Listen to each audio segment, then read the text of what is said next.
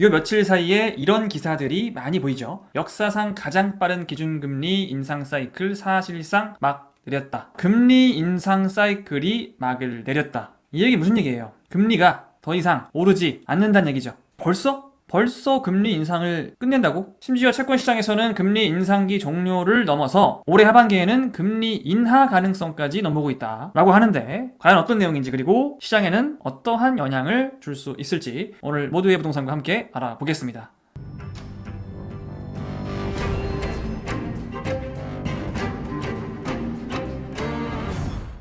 네, 안녕하세요. 모두의 부동산입니다. 역사상 가장 빨랐던 기준금리 인상. 이건 맞는 얘기예요. 이걸 이제 끝낸다 뭐 이런 내용인데, 자, 상세한 내용을 볼게요. 일단은 여러분, 이번 금리 인상 속도가 역대 가장 빨랐던 거 아시죠? 1년 6개월 동안 기준금리를 3% 올렸어요. 이런 적이 없습니다, 역사상. 자, 기사에도 나오는데 2021년 8월부터 올해 1월까지 딱 1년 반 동안 계속 기준금리를 올렸고, 21년 8월에 0.5%에 불과하던 기준금리는 현재 3.5%까지 3%가 인상이 된 상황이죠. 그리고 얼마 전까지만 해도 올해 상반기까지는 계속 금리를 약간은 느리게라도 계속 올리겠다라는 한국은행 총재의 발언도 있었고요. 근데 며칠 사이에 이제 이런 기사들이 지금 뜨고 있는 거예요. 제목은 이런데 구체적으로 어떤 내용인지 보겠습니다. 자, 일단 팩트는 뭐냐? 이창용 한국은행 총재, 이분이죠. 현재 한국은행 총재이신데, 이창용 한국은행 총재는 본인을 제외한 6명의 금통위원 중 3명은 금리가 3.75%로 인상될 가능성을 열어두자는 입장이라고 말을 했죠. 지금 3.5인데 0.25 베이비 스텝을 한번 더해서 3.75%까지는 인상될 가능성을 열어두겠다라는 입장을 가지신 금통위원이 6명 중 3분이 계신다라고 언급을 했다는 거는 공식적으로 금리를 동결시키겠다, 금리를 그만 올리겠다라고 말을 한 적은 일단 없는 거예요. 이제 제목만 봐서는 기준금리 인상을 그만하겠다라고 마치 한국은행 총재가 선언한 것처럼 보일 수도 있는데, 그런 것은 아니더라. 이 기사의 내용 자체는 약간은 추측에 기반을 두고 있습니다. 작년 4분기에 경제가 마이너스 성장을 했다는 점, 이런 게 있으면 보통 금리를 내리죠. 그리고 아마 이제 이런 예측이 나오는 가장 큰 이유는 최근에 베이비 스텝을 했다는 거, 더 이상 이제 빅 스텝을 하지는 않는다는 거, 그런 걸로 일단은 추정을 하다가, 사실 이런 기사가 뜬 결정적인 이유는 뭐였냐? 어제 기사인데요. 1년 만에 코픽스 인하, 대출 금리 정점 찍고 내려갔어요. 이 소식이 조금 고무적이었습니다. 자, 읽어볼까요? 은행권 신규 대출 금리가 내려갔다. 변동금리를 계산할 때 기준으로 삼는 코픽스가 하락했기 때문이다. 그러면서 고정형 대출금리 역시 하락하고 있다.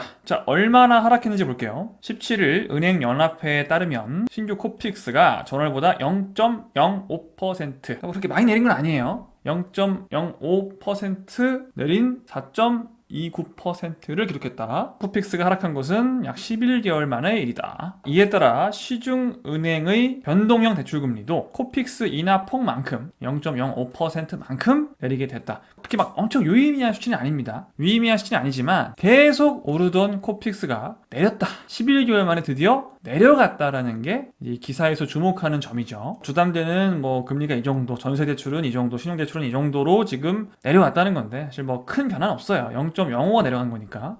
이 방향성, 이제 내리기 시작했다라는 방향성이 중요한 거겠죠. 그래서 이제 이런 희망적인 기사가 뜨는 것 같습니다. 그래서 이제 어떤 사람들은 사실상 기준금리 인상 사이클은 막을 내렸다라고 보는 것 같습니다. 지금은 금융권에선 이렇게 보는 것 같아요. 현재는. 또 다시 어떤 변수가 생길지는 모르겠지만 일단 지금은 이렇게 보는 것 같습니다. 사실은 지금 3.5%에서 0.25%를 더 올리고 나서 금리 인상을 멈출지, 그럼 3.75가 되겠죠. 이 상태에서 멈출지, 아니면 0.25를 한 2번 더 올려서 4에서 멈출지는 정확히는 아무도 모르죠. 한국은행에서 하는 거니까. 다만 이제 결국엔 이 흐름으로 가는 건 맞아요. 지금 이거를 언제 할 것이냐, 금리 인상을 동결하는 이걸 언제 할 것이냐를 놓고 지금 이제 뭐 말이 많은 건데, 자이언트 스텝, 빅 스텝을 하던 우리나라는 자이언트 스텝까지는 잘 안 하죠. 미국 금리에 비하면 대한민국 금리는 많이 오르진 않았어요. 사실 미국은 4번 연속 자이언트 스텝을 했는데 우리나라는 보통 빅 스텝 정도를 합니다. 많이 하면. 빅 스텝을 하다가 베이비 스텝으로 지금은 이제 갈아탄 상황이고, 이 다음이 동결이라고 예상을 하는 사람들이 있고, 아니면 베이비 스텝 한두 번 더 하고 그 다음 동결을 한다 라고 보는 예측이 있는데, 그거는 뭐 제가 예측할 그분은 아닌 것 같고, 어쨌든 지금 동결을 하든 베이비 스텝을 한두 번 더 하든 동결로 가는 건 맞아요. 그 다음은 뭘까요? 물가가 안정되면 금리를 인하를 할 겁니다. 이 물가가 언제 안정되냐고요? 알 수가 없죠.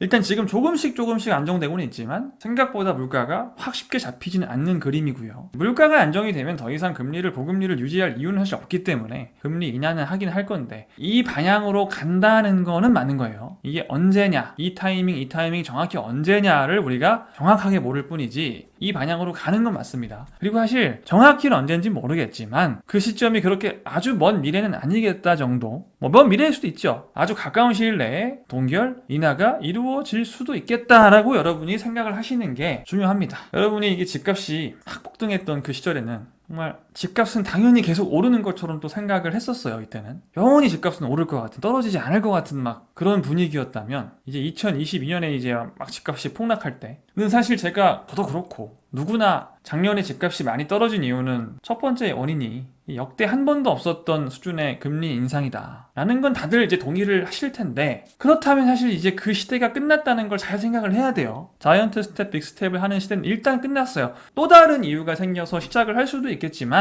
일단은 지금 이 방향으로 가고 있다는 거를 여러분이 생각을 해야 됩니다. 특히 무주택자이신 분들은 일단 생각하고 있어야 됩니다. 일단 여러분, 인플레이션이 발생한다는 것 자체가 현금 가치가 계속 지금 하락을 하고 있다는 얘기거든요. 금리를 올려서 지금 현금의 유통량을 일시적으로 감소시킨 거지. 보시면 통화량은 최근 몇 년 사이에 기하급수적으로 늘었어요. 지금 금리를 팍팍팍 올려서 달러를 빨아들임으로써 살짝 낮춘 거예요, 통화량을. 하지만 이미 찍어낸 돈이 어디 가진 않습니다. 한 번 찍어낸 돈이 고금리 정책으로 살짝 시장에서 빠질 수는 있어도 결국 그 돈은 사라지지 않거든요. 결국 통화량은 다시 늘어나는 방향으로 가요. 결국에 여러분, 역사상 통화량이 궁극적으로 감소했던 시기는 없어요. 사실 이번에 2022년에 이 감소량 보세요. 이게 별거 아닌 것처럼 보이지만 이전에는 없었던 일이거든요. 잘 보세요. 이렇게까지 줄어든 일이 있었나요? 없었어요. 여러분, 없었습니다. 일시적으로 살짝 줄긴 했으나 이 어마어마한 통화량은 이렇게 줄어들 수는 없어요. 여러분, 이때로 2016년으로 돌아갈 수는 없다고요. 2016년이면 여기죠, 여기. 통화량이 이렇게 줄어들까요?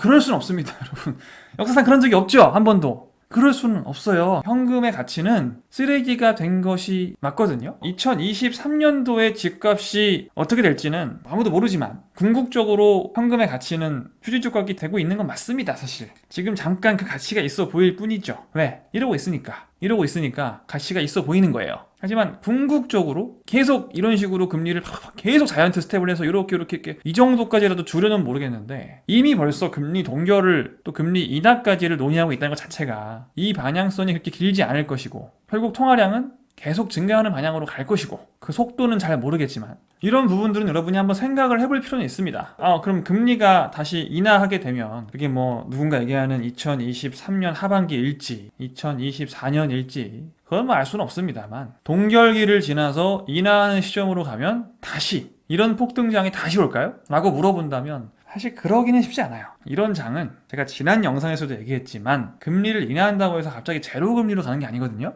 사실 이 시기에는 제로금리 정책뿐만이 아니라 미 정부에서 회사채를 매입을 했죠. 금리만 가지고는 이게 이렇게 될 수가 없어요. 사실 금리를 낮추면서 또 생돈을 시장에 강제적으로 엄청나게 풀었기 때문에 이런 결과가 있었던 거고, 지금 시점에서 올해나 내년에 그런 정책을 할 가능성은 사실상 없기 때문에 거의, 또 뭐 경기 침체가 너무 심하게 와서 좀 비슷한 정책을 하게 되면 사실은 또 현물 가격은 또 상승을 하겠죠. 일단 아직까지는 그런 정책을 해야 될 이유는 보이지 않기 때문에 금리를 인하한다고 해서 이렇게 막 금리 자체도 이렇게 내리지는 않을 거고, 동결을 하다가 서서히 내리겠죠. 이제 제가 지난번에도 얘기했지만 지난 5년간 폭등장 폭락장에서 겪었던 뭐 미친 듯한 유동성의 증가나 미친 듯한 금리 인상, 미친 듯한 금리 인하, 이런 것들은 당분간은 좀 없을 것이다 라고 저는 보거든요. 그래서 이 시기가 온다고 해서 다시 뭐 그런 아무거나 그냥 부동산을 사면 가치가 전부 다 오르고 그런 시대가 다시 오지는 않을 것이다. 그게 사실은 굉장히 이례적인 시장이었죠. 이례적인. 여러분은 이런 데이터들만 그냥 알고 있으면 돼요. 그리고 지금 방향성이 어떤 방향성으로 가는지를 항상 생각해야 됩니다. 방향성. 지금 어떤 방향으로 변하고 있는지를, 정책도 마찬가지죠. 정책도 어떻게 바뀌는지가 중요한 거예요. 항상 변화가 일어날 때 이 변화에 맞춰서 우리 부동산 시장도 무언가가 변화하거든요. 어떤 방향으로 변화할지를 잘 생각을 해보시기 바랍니다. 여러분, 다음 시간에 더 더 유익한 정보로 찾아오겠습니다. 안녕.